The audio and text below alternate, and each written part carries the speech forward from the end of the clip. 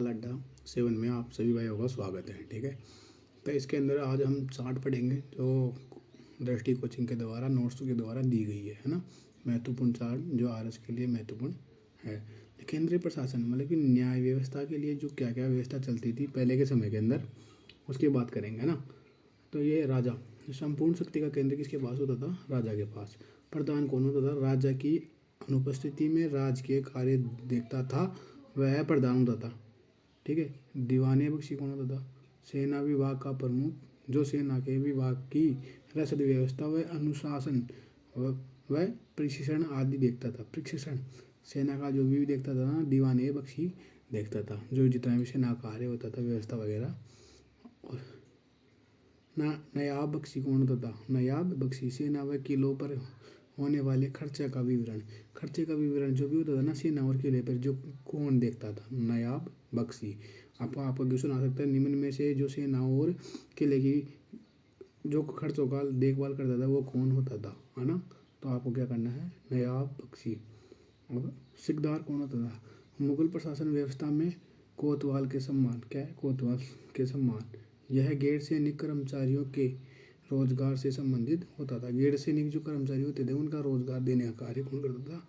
सिकदार। जो आपका क्वेश्चन आएगा कि हाँ भाई गैर सैनिक कर्मचारियों को रोजगार देने का कार्य कौन करता था निम्न में से, तो आप क्या बताओगे? सिकदार, है ना। ठीक है। और अपने चलो एक और है, क्या है? जागीर भूमि के प्रकार। क्या है? जागीर भूमि के प्रकार। हुकूमत जागीर, यह मसूदियों, क्या है? मसूदियों को दी जाती थी। किसको? मसूदियों को दी जाती थी। परगने पर परगने के हाकिम का उत्तरदायित्व था कि वह लगान राजकोष में जमा कराए। कौन था? हुकुम जागीर क्या करता था?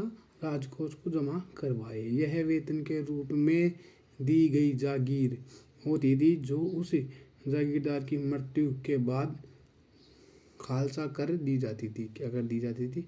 खालसा कर दी जाती थी।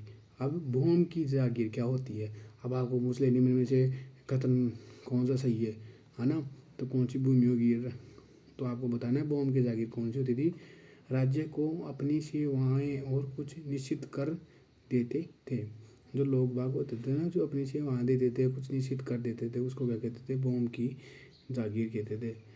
अब देखो, शासन जागीर क्या होती थी? धर्मत्र व शिक्षण, मतलब कि धर्मों के आधार पर और शिक्षा के आधार पर कार्य व साहित्य लेखन, मतलब कि साहित्य और लेखाकार होते थे ना, कार्य व आदि बात, है ना, इनको अनुदान स्वरूप दी जाती थी। जो भी शिक्षा के कार्य, धर्म के कार्य, लेखन के कार्य होते थे ना, उसको क्या कहते थे? शासन जागीर कहते थे।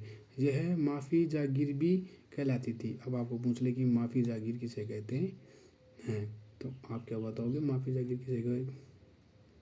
किसे कहते हैं? माफी जागीर इनको माफी जागीर कहते हैं। शासन जागीर को भी माफी जागीर कहते हैं। अब ऐसे क्वेश्चन आ सकता है, निम्न में से माफी जागीर क्या कहलाती है? शासन जागीर कहलाती है, या वो बोम जागीर कहलाती है, या सामन जागीर कहलाती है, या इनमें से कोई नहीं। तो आप क्या बताओगे?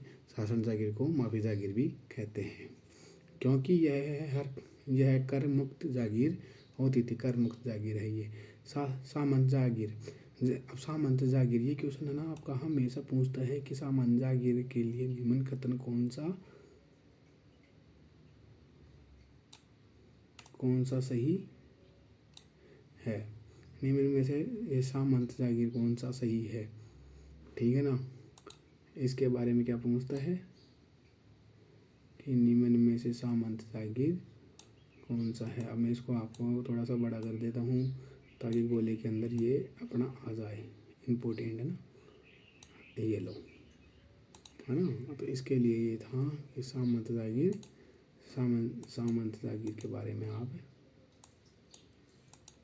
हाँ।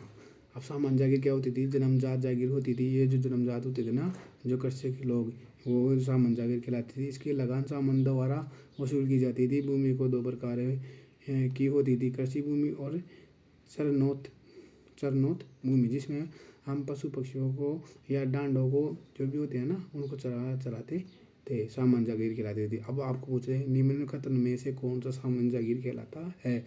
जो धर्म शिक्षा के आधार पर दिया जाता है वो या फिर जन्मजात होता है वो, या फिर वाली सेना के बदले में दिया जाने वाला वो। तो आप बताओगे कि जन्मजात जागीर होती थी उसको सामान्य जागीर कहते थे। अब देखो नीचे आ जाओ अपने।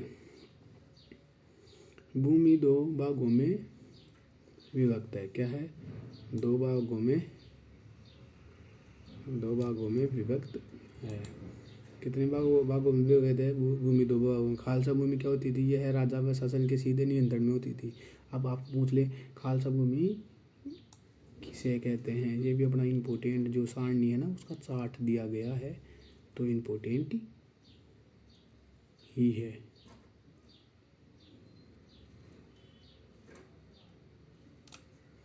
ना। खालसा भूमि इम्पोर्टेंट है, ठीक है। अपना खालसा भूमि किसे कहते हैं? ये जो सीधी राजा के नियंत्रण में होती है वो कौन सी भूमि कहलाती है? खालसा या जागीर दोनों, या कौन सी कर सके किसान, है ना। तो आपको क्या बताना है? खालसा भूमि जो किसके नियंत्रण में होती थी? राजा के। केंद्रीय भूमि भी कहलाती है। इसे क्या कहते हैं अपन? केंद्रीय भूमि भी आराम से कह देते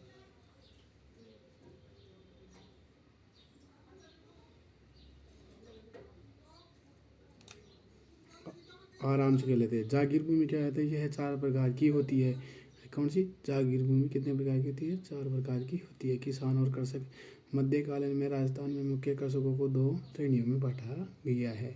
ये आपका टॉपिक है ना, जो इतना था महत्वपूर्ण जो सारणी थी वह हमने आज देख ली है, ठीक है।